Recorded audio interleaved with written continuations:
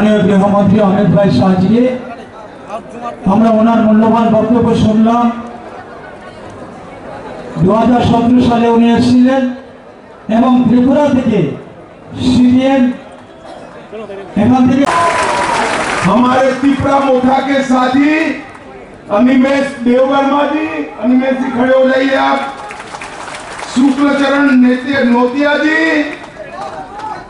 हमारी नेत्री, भारत सरकार में मंत्री बहन प्रतिमा भौमिक जी,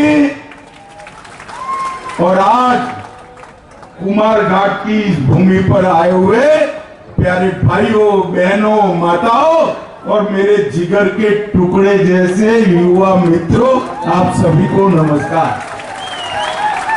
मुझे बरोबर याद है 2000 को समाप्त कर त्रिपुरा में मोदी जी पर भरोसा कर विकास का एक नया रास्ता चुनने का काम किया है। मित्रों, मैं जब यहां आया हूं तब सबसे पहले मां त्रिपुरा सुंदरी को, बाबा गरिया मंदिर को और सभी देवी